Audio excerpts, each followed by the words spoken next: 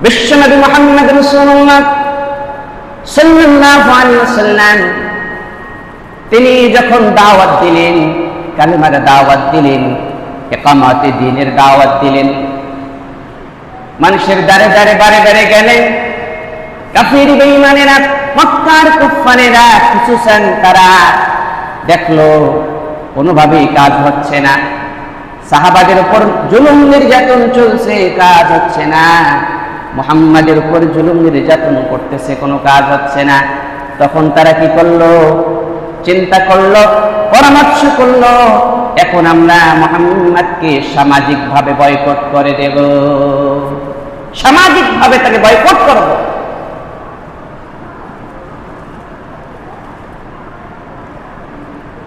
যেই সিদ্ধান্ত সেই কাজ। বিশ্বনবী মুহাম্মদ রাসূলুল্লাহ সাল্লাল্লাহু আলাইহি ওয়াসাল্লামের গোত্র ছিল বনু হাশিম গোত্র। কি গোত্র? বনু হাশিম গোত্র, অত্যন্ত সম্মানিত একটি গোত্র। তারা চিন্তা করল, এই বনু হাশিম গোত্রকে আমরা আলাদা করে দেব, অর্থাৎ তাদের সাথে কোনো লেনদেন আজকে থেকে আমরা করব না,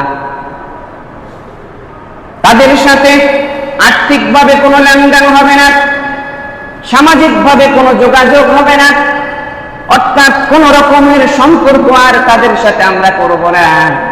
বনু হাশিম গোত্রবাদে মক্কার অন্যান্য যত গোত্র ছিল সবাই এই বিষয়ে একমত হলো, চুক্তিনামা লিখলো। এই চুক্তিনামার মধ্যে মক্কার বড় বড় কুফফারেরা স্বাক্ষর করলো, সিগনেচার করে দিল।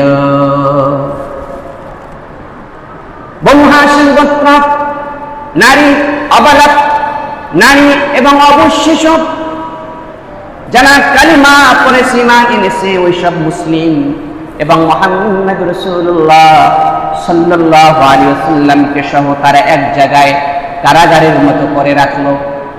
সেই কারাগারের নাম হচ্ছে শিয়াবে আবি তালিব। শিয়াবে আবি তালিবে বিশ্বনবী মুহাম্মদ রাসূলুল্লাহ সাল্লাল্লাহু আলাইহি ওয়াসাল্লাম সাহাবাদেরকে নিয়ে, নারীদেরকে নিয়ে এবং অবু শিশুদেরকে নিয়ে অসহায় জীবন যাপন শুরু করলেন। ভাইরা আমার, আমরা মুসলমান, আমরা ঈমান এনেছি এই দুনিয়াটাকে জান্নাত মনে করার জন্য না, দুনিয়াটাকে কারাগার মনে করার জন্য, ঠিক কিনা বলেন? আমরা দুনিয়াকে জান্নাত মনে করি না, আমরা দুনিয়াকে কারাগার মনে করি। জান্নাত তো আমাদের জন্য অপেক্ষা করতেছে, সুবহানাল্লাহ বলেন। এটাই হচ্ছে শিক্ষা। বিশ্বনবী মুহাম্মদ সাল্লাল্লাহু আলাইহি ওয়াসাল্লামের সাথে কেউ যোগাযোগ করতে পারে না, কেউ সাক্ষাৎ করতে পারে না, কেউ যে একটু খাদ্য পৌঁছায় দিবে এরকম সুযোগও ছিল না। ভাইরা আমার, এভাবে আর কতদিন? তারা যতটুকু খাদ্য সেখানে নিয়ে গিয়েছিল, খাদ্য শেষ হয়ে গেছে। ইতিহাস বলতেছে, সিনাদ ইবনে হিশাম থেকে বর্ণনা করা হয়েছে, ক্ষুধার যন্ত্রণায় সাহাবীরা ছটফট করত, কলিজার টুকরা সন্তানগুলো চিৎকার করে উঠত। মায়ের স্তনে মুখ দিয়ে দুধ খাওয়ার জন্য সন্তান চেষ্টা করত, শত চেষ্টা করেও মায়ের স্তন থেকে এক ফোঁটা দুধ সন্তানের রিজিকের জন্য বের হয় না। পাশে দাঁড়িয়েছিল আবু জেহেল, তার উত্তর শুনে না, শিশুদের নিয়ে আত্মচিৎকারে তারা অট্ট হাসি হাসত। ভাইরা আমার, এখানে শিক্ষার বিষয় আছে। আজব ওই রাসূলের ওয়ারিস যারা কালিমার কথা বলার জন্য, কোরআনের হক কথা বলার জন্য, মানবতার মুখে হাসি ফোটাবার জন্য যারা কথা বলল, তাদেরকেও আজকে কারাগারে রাখা হয়, হয় কিনা বলেন? তাদেরকেও কারাগারে রাখা হয়। আপনি খোঁজ নিয়ে দেখেন, তিনি মিথ্যা কথা বলেন না, কারোর সাথে বাটপারি করেন না, কোনো দোকানে গিয়ে চাঁদা করেন না, জিনা করেন না, ব্যভিচার করেন না, সুদ খান না, ঘুষ দেন না। অর্থাৎ মানুষের কষ্ট হয়, ইনসানের কষ্ট হয়, বান্দার হক নষ্ট হয়। আদনার থেকে আদনা কোনো অপরাধ তার নাই, তারপরে কোরআনের কথা বলার কারণে, রাসূলের সুন্নতের কথাগুলো বলার কারণে আজকে তাদেরকে কারাগারে নিক্ষেপ করা হয়। এই আলেমকে যখন ফাঁসিতে ঝোলা হয়, তারা কারাগারের বাইরে থেকে অট্ট হাসি হাসে, কথা বলে ঠিক কিনা? অট্ট হাসিতে তারা লিপ্ত হয়ে যায়। এমনকি তারা মিষ্টি পর্যন্ত বিতরণ করেছে, করছে না? একজন আলেমের ফাঁসি হয়ে গেছে, একজন আলেমের যাবজ্জীবন হয়ে গেছে, একজন রাসূলের ওয়ারিসের যাবজ্জীবন হয়ে গেছে, ফাঁসির রায় হয়ে গেছে। ওই আবু জেহেলের উত্তরসূরিরা, মক্কার কুফফারদের উত্তরসূরিরা কারাগারের বাইরে বসে অট্টহাসিতে লিপ্ত হয়েছে। এমনকি শুধু তাই নয়, তারা মিষ্টি পর্যন্ত সবার কাছে বিতরণ পর্যন্ত করেছে, ঠিক কিনা বলেন? সুতরাং এরা কখনো মুসলমান হতে পারে না। ওই আবু জেহেল, তার দেহে যে রক্ত বহমান, আজকে যারা আলেম ওলামার কষ্ট দেখে অট্টহাসি হাসে, আলেম ওলামাদের ফাঁসি দেখে অট্টহাসি হাসে, আলেম ওলামাদের জুলুম নির্যাতন দেখে যারা অট্টহাসি হাসে, তারা মুসলমান না, তারা মুনাফিক। আবু জেহেলের রক্ত তাদের শরীরে বহমান, ঠিক কিনা বলেন? সুতরাং ভাইরা আমার, সাহাবে আবি তালিব কারাগারে বিশ্বনবী মুহাম্মদ রাসূলুল্লাহ সাল্লাল্লাহু আলাইহি ওয়াসাল্লাম জীবন যাপন করতেছেন। ক্ষুধার্ত সাহাবীরা ক্ষুধার যন্ত্রণায় ছটফট করতেছে। তারা তো বড় মানুষ, মাসুম বাচ্চারা ক্ষুধার যন্ত্রণায় থাকতে পারে না। মাসুম বাচ্চারা মায়ের স্তন থেকে দুধ খাওয়ার চেষ্টা করতেছে, খাইতে পারে না। আত্মচিৎকারে আকাশ ভারী হয়ে গিয়েছিল। ভাইরা আমার, পাষাণ যারা ছিল, পাষাণ্ড যারা, পশু যারা, আবু জেহেল তার উত্তরসূরিরা বাইরে থেকে অট্টহাসি হেসেছে। ভাইরা আমার, ইতিহাস সাক্ষী দেয় সাহাবারা এত কষ্টে সেখানে জীবন যাপন করেছেন। শেষ পর্যন্ত খাদ্য যখন ফুরিয়ে গেছে, গাছের পাতা চিবিয়ে চিবিয়ে শেষ পর্যন্ত তারা খেয়েছেন একমাত্র ইসলামের জন্য, একমাত্র বিশ্বনবী মুহাম্মদ রাসূলুল্লাহ সাল্লাল্লাহু আলাইহি ওয়াসাল্লামের আদর্শ গ্রহণ করার জন্য গাছের পাতা চিবিয়ে খেয়েছে। তারপরেও তারা বাতিলের সামনে মাথা নত করে নাই। এমনকি গাছের পাতা যখন শুকিয়ে গিয়েছে, খাবারের উপযোগী হয় নাই, তখন তারা শুকনো চামড়া ভিজাইয়া এটা আগুন দিয়া শুকিয়া খাইছে। তারপরেও তারা বাতিলের সামনে মাথা নত করে নাই। আল্লাহু আকবার বলেন। ভাইরা আমার, ইসলাম পেয়েছি, ইসলাম এমনি এমনি আসে নাই। আজকে ভাই স্বাধীনভাবে নামাজ আদায় করতেছি, স্বাধীনভাবে আমরা ইসলামী সংস্কৃতি পালন করতেছি, আমরা ইমানের আলোকে আমরা কত কত আমল করতেছি, স্বাধীনভাবে করতেছি। ভাইরা আমার, আজকে ফিলিস্তিনের দিকে তাকান, তাদের ইমান কত মজবুত, ঠিক কিনা? ফিলিস্তিনের দিকে তাকান, তাদের ইমান কত শক্ত, ইমান কত মজবুত। তাকাইয়া দেখেন, কামানের সামনে বুক ফুলিয়ে যাচ্ছে, গোলা বারুদের সামনে বুক ফুলিয়ে যাচ্ছে, গুলির সামনে বুক ফুলিয়ে যাচ্ছে। ওরে কাফের বেঈমানেরা, তোমরা গোলা বারুদের সামনে মৃত্যুর ভয়ঙ্কর আওয়াজ শুনতে পাও, আমরা রাসূলের সৈনিক কালেমাওয়ালারা ওই কামানের মুখে আল্লাহর জান্নাতের সুঘ্রাণ পেয়ে যাই। সুবহানাল্লাহ। আমরা সেই মুসলমান। সম্মানিত ভাইরা আমার, ইমান পেয়েছি, ইমানকে রক্ষা করতে হবে। কুফরিয়াত আর শিরকিয়াতি জিন্দেগির কাছে মাথা নত করা যাবে না। তাওহীদ রিসালাতের আদর্শিত যারা, তাদের নীতি অবলম্বন করে তাদের প্ল্যাটফর্মে আমাদেরকে আসতে হবে। এজন্য আমাদের দল মত নির্বিশেষে একটা ঐক্যবদ্ধ প্ল্যাটফর্ম দরকার, যেটা বাতিলের কুফরিয়াত আর শিরকিয়াতকে তছনছ করে দিতে পারে। কথা বলে ঠিক না? এজন্য ভাইরা আমার, বিশ্বনবী মুহাম্মদ রাসূলুল্লাহ সাল্লাল্লাহু আলাইহি ওয়াসাল্লাম এভাবে কারাগারে একদিন নয়, 2 দিন নয়, 1 মাস নয়, 2 মাস নয়, 1 বছর নয়, 2 বছর নয়, 3 বছর ছিলেন। কয় বছর ছিলেন? 3 বছর ছিলেন। বিশ্বনবী মুহাম্মদ রাসূলুল্লাহ সাল্লাল্লাহু আলাইহি ওয়াসাল্লাম সাহাবে আবি তালিব নামক কারাগারে 3 বছর ছিলেন। রাসূল কারাগারে গিয়েছেন, আমাদেরকেও কারাগারে যাওয়া লাগবে কিনা বলেন? রাসূলের জন্য জায়েজ আর আমাদের জন্য নাজায়েজ নাকি? রাসূল খাওয়ার পরে মিষ্টি খাইছেন, এজন্য খাই। কেন খাই? সুন্নাত। রাসূল নামাজের আগে মিসওয়াক করেছেন, আমরাও করি। কেন করি? সুন্নাত। রাসূল মাথায় টুপি রেখেছেন, কেন রাখেন? সুন্নাত। রাসূল সুগন্ধি ব্যবহার করেছেন, আপনি কেন করেন? বলেন সুন্নাত। তো রাসূল কারাগারে গিয়েছেন, হক কথা বলে আমি হক কথা বলবো না, কারাগারে যাবেও না, এটা আমার জন্য নাজায়েজ। কথা বলে ঠিক কিনা? কথা বলে না? রাসূল কারাগারে গিয়েছেন, আমি কারাগারে যাব না, হক বলবো না, হকের সাথে থাকবো না, হকের মতে থাকবো না, আর নিজেকে মুসলমান বলে দাবি করি। সুতরাং রাসূল যে পথে ছিল, যে মতে ছিল, জীবন চলে যায় যাক, ওই মতে মৃত্যু পর্যন্ত থাকতে হবে, এর নাম মুসলমান। কথা বলে ঠিক কিনা? জীবন চলে যায় যাক, রাসূল যে মতে ছিল আমাকেও থাকতে হবে। কত বছর বাঁচবেন আপনি? কত বছর আপনি হায়াত চান? মিলিয়ন বিলিয়ন ট্রিলিয়ন বছরও যদি আপনাকে হায়াত দেওয়া হয়, হায়াত ফুরিয়ে যাবে কিনা বলেন? যাবে কিনা? হায়াত ফুরিয়ে যাবে। সুতরাং বাতিলের সাথে আপোষ করে বেঁচে থাকার কোনো মানে হয় না।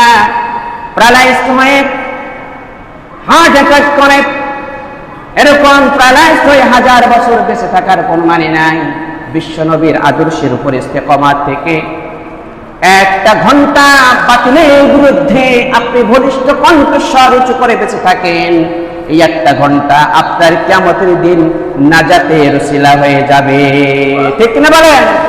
সুতরাং ভাইরা আমার, ঈমান পেয়েছি, যদিও সহজে পাইছি, কিন্তু ঈমানের অনেক দাম, ঈমানের অনেক সম্মান, ঈমানের অনেক মর্যাদা।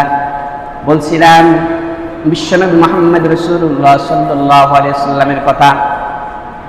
সাইয়েদনা আবু তালিব থেকে আল্লাহ পাক রব্বুল আলামিন বিশ্বনবীকে সম্মানের সাথে, মর্যাদার সাথে আল্লাহ পাক বের করে দিলেন মুহাম্মদ রাসূলুল্লাহ সাল্লাল্লাহু আলাইহি ওয়াসাল্লাম।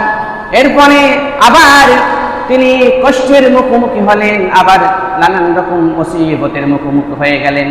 তাসবির দানার মতো করে বিশ্বনবীর নবুয়তকে পোক্ত করার জন্য, মজবুত করার জন্য আল্লাহ পাক আরশে আজিম থেকে একটা করে পরীক্ষা বিশ্বনবীর উপর আল্লাহ পাক নাজিল করতেছেন। সুবহানাল্লাহ। এই মুসিবত যদি আমাদের উপরে আসতো, আমরা দায়িত্ব ছেড়ে দিয়ে কোথায় যে পালিয়ে যাইতাম, খুঁজে পাওয়া যেত না। বিশ্বনবী মুহাম্মদ রাসূলুল্লাহ সাল্লাল্লাহু আলাইহি ওয়াসাল্লাম কুরাইশ বংশে তাশরীফ এনেছেন। বিশ্বনবীর মন ছিল মজবুত, দৃঢ় না, কোনোভাবেই বিশ্বনবীকে নমনীয় করা যায় নাই, বিশ্বনবীকে স্তব্ধ করা যায় নাই। আল্লাহর পক্ষ থেকে যে গায়বী মদত এসেছে, বিশ্বনবী মুহাম্মদ রাসূলুল্লাহ সাল্লাল্লাহু আলাইহি ওয়াসাল্লাম এই মদতের উপরে ইকামতে দ্বীনের তামান্না নিয়ে মানুষের দ্বারে দ্বারে বারে বারে তিনি কোরআনের আওয়াজ পৌঁছে দিয়েছেন। সুবহানাল্লাহ। এরপর বিশ্বনবী মুহাম্মদ সাল্লাল্লাহু আলাইহি ওয়াসাল্লাম মনস্থ করলেন, আমি এখন তায়েফে যাব। কোথায় যাব? তায়েফে যাব। হযরত যায়েদ বিন হারিসা রাদিয়াল্লাহু তাআলা আনহু সহ মুহাম্মদ রাসূলুল্লাহ সাল্লাল্লাহু আলাইহি ওয়াসাল্লাম বের হলেন, পায়ে হেঁটে বের হলেন। মক্কা থেকে তায়েফের দূরত্ব প্রায় 100 কিলোমিটার। মুহাম্মদ সাল্লাল্লাহু আলাইহি ওয়াসাল্লাম তায়েফের ময়দানে চলে গেলেন। মুহাম্মদ সাল্লাল্লাহু আলাইহি ওয়াসাল্লাম সর্বপ্রথম সাক্ষাৎ করলেন বনি সাকিব গোত্র যারা ছিল, সাকিব গোত্রের সর্দার যারা ছিল, সর্বপ্রথম তাদের সাথে বিশ্বনবী মুহাম্মদ রাসূলুল্লাহ সাল্লাল্লাহু আলাইহি ওয়াসাল্লাম সাক্ষাৎ করলেন। হযরত ইসমাঈল আলাইহিস সালাতু ওয়াস সালাম, তার সন্তানেরা 40 গোত্রে বিভক্ত ছিল। তার মধ্যে একটি গোত্র ছিল সাকিব গোত্র, অত্যন্ত নামি দামি তায়েফের একটা গোত্র ছিল।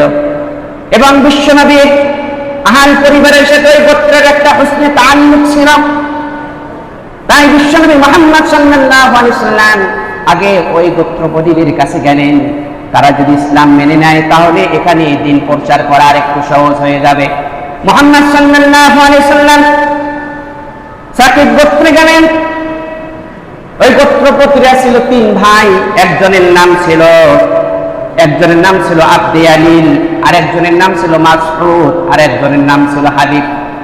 3 জনের কাছে গেলেন এবং বিশ্বনবী মুহাম্মদ সাল্লাল্লাহু আলাইহি ওয়াসাল্লাম তাদেরকে দাওয়াত দিলেন, কালিমার দাওয়াত দিলেন, কোরআনের দাওয়াত দিলেন। আমার ভাইয়েরা, সংক্ষেপে বলি, এই দাওয়াত পাওয়ার পর প্রথম ভাই বিশ্বনবী মুহাম্মদ সাল্লাল্লাহু আলাইহি ওয়াসাল্লামকে যে কথাটা বলেছিলেন, কথাটা আমি হুবহু আপনাদের সামনে তুলে ধরতেছি। প্রথম ভাই বলতেছিল, সত্যি যদি তোমাকে আল্লাহ তাআলা রাসূল হিসাবে পাঠিয়ে থাকেন তাহলে তিনি কাবা শরীফের গিলাফের অবমাননা করেছেন। নাউযুবিল্লাহ। কতটা অপমান করলেন বিশ্বনবীকে। এবং দ্বিতীয় ভাইয়ের কাছে যখন গেলেন, তিনি বললেন, কি আশ্চর্য, আল্লাহ কি তোমাকে ছাড়া আর কোনো মানুষকে রাসূল হিসাবে মনোনীত করার কি আর পাইলেন না? অর্থাৎ তোমাকে ছাড়া কি আল্লাহ আর কাউকে রাসূল হিসাবে, নবী হিসাবে পাঠানোর মানুষকে আল্লাহ কি আর খুঁজে পায় নাই? তুমি নিজেকে নবী বলে দাবি করো, তুই তোমায় বলল। আশ্চর্য ব্যাপার, আমি তোমার সাথে আল্লাহর কসম করে বলি, আমি তোমার সাথে কোনো কথা বলবো না, কারণ আমার সাথে কথা বলার যতটুকু যোগ্যতা তোমার থাকা দরকার সেই যোগ্যতাটাও তোমার নাই। নাউজুবিল্লাহ। এভাবে বিশ্বনবী যখন তিন ভাইয়ের কাছে প্রত্যাখ্যাত হলেন, বিশ্বনবী সর্বশেষ তাদেরকে বললেন, ও তাইফের নেতারা, তোমাদের কাছে একটা আরজু করি। আচ্ছা ঠিক আছে, হেদায়েত দেওয়ার মালিক আমি না, হেদায়েত দেওয়ার মালিক কে? সুতরাং তোমরা ঈমান আনো নাই, দাওয়াত কবুল করো নাই, ঠিক আছে, কিন্তু এটা আর একজনের কাছে তোমরা বলিয়ে বেড়াইও না।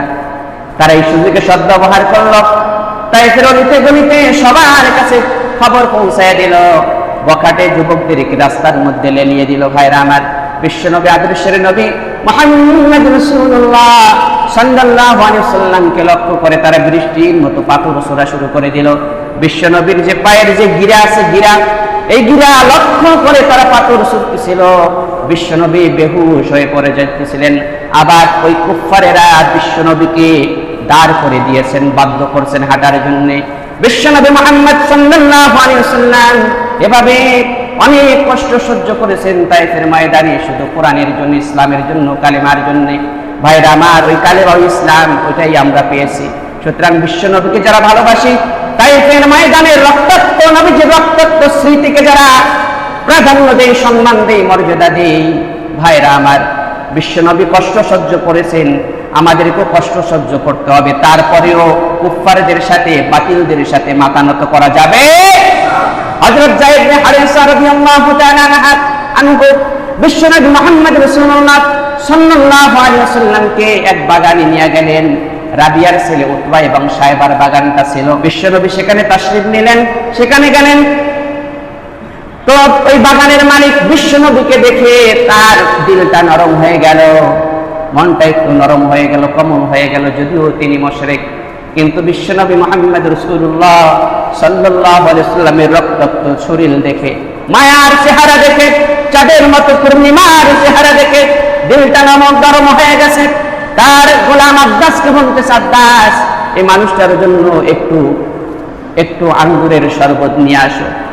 আব্বাস একটু আঙ্গুরের শরবত নিয়ে বিশ্বনবীর খেদমতে আসলেন। বিশ্বনবী হাত বাড়ালেন আর বললেন, বিসমিল্লাহির রহমানির রহিম। আব্বাস বলল, আপনি এমন সুন্দর কথা বললেন, এই সব কথা তো এই শহরের মানুষ বলে না। বিশ্বনবী বললেন, আচ্ছা তাই নাকি? বললে, তোমার বাড়ি কোন শহরে, কোন শহর থেকে তুমি আসছো?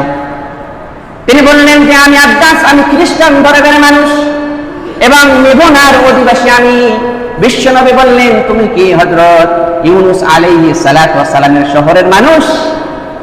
আব্বাস আশ্চর্য হয়ে গেলেন, আপনি কিভাবে ইউনুস আলাইহিস সালাতু ওয়াস সালাম সম্পর্কে জানেন? বিশ্বনবী বললেন, আব্বাস, আমি একজন নবী, তিনিও একজন নবী, সুতরাং আমি নবী ভাই হিসাবে আরেকজন ভাইয়ের খবর আমি জানি। সুবহানাল্লাহ। এই কথাটা যখন তিনি শুনলেন, বিশ্বনবীর হাতে বারবার চুমো খাওয়া শুরু করলেন।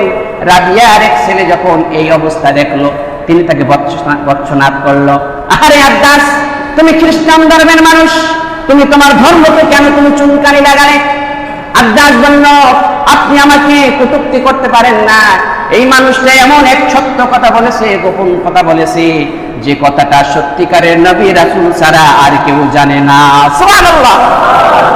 বিশ্বনবী মুহাম্মদ রাসূলুল্লাহ সাল্লাল্লাহু আলাইহি ওয়াসাল্লাম সেখান থেকে ওয়াদি নাখলা নামক স্থানে অবস্থান করলেন। ওয়াদি নাখলা, রাতের আধারে বিশ্বনবী সেখানে নামাজ আদায় করতেন, কোরআন তেলাওয়াত করতেছিলেন, আর ওদিক দিয়ে জিন্নেরা যাচ্ছিল। সুবহানাল্লাহ বলেন। قل أوحي إلي أنه استمع نفر من الجن فقالوا إنا سمعنا قرآنا عجبا। কোরআন তেলাওয়াত যখন তারা শুনল, এত আশ্চর্যজনক কিতাব, মাধুর্যজনক কথা, এত সুন্দর কথা, গোছানো কথা, এমন কথা জীবনে তারা শোনে নাই। বিশ্ব নবীর কাছে আসলো, কদম মোবারকে চুমু খেয়ে হাতে হাত রেখে পরে নিল, আশহাদু আল্লা ইলাহা ইল্লাল্লাহু ওয়া আশহাদু আন্না মুহাম্মাদান আবদুহু ওয়া রাসূলুহু। বিশ্বনবী মুহাম্মদ রাসূলুল্লাহ সাল্লাল্লাহু আলাইহি ওয়াসাল্লাম মুতিম বিন আদির কাছে তিনি প্রস্তাব পেশ করলেন, ভাই আমি নিরাপদে মক্কায় ফিরে যেতে চাই। এবার তিনি তার সন্তানদেরকে ডাকলেন, তোমরা অস্ত্র হাতে নাও, মুহাম্মদ সাল্লাল্লাহু আলাইহি ওয়াসাল্লামকে নিরাপদে তোমরা মক্কায় নিয়ে যাও। মুতিম তিনি নাঙ্গা তরবারি হাতে নিয়ে বললেন, আমি মুহাম্মদকে আশ্রয় দিয়েছি, তোমরা যদি কেউ তাকে স্পষ্ট করো, তাকে যদি লাঞ্ছনা করো, অপমান করো, পদস্থ করো, এই তামান্না ফিকির যদি তোমাদের অন্তরে থাকে, আসো আমি মুতিমের সাথে মোকাবেলা করো। সুবহানাল্লাহ বলেন। বিশ্বনবী মুহাম্মদ সাল্লাল্লাহু আলাইহি ওয়াসাল্লাম সেখান থেকে তিনি মক্কা শরীফে গেলেন, হাজরে আসওয়াদকে চুম্বন করে নিরাপদে তিনি হুসরা ঘানায় গিয়ে আশ্রয় নিলেন। সুবহানাল্লাহ বলেন।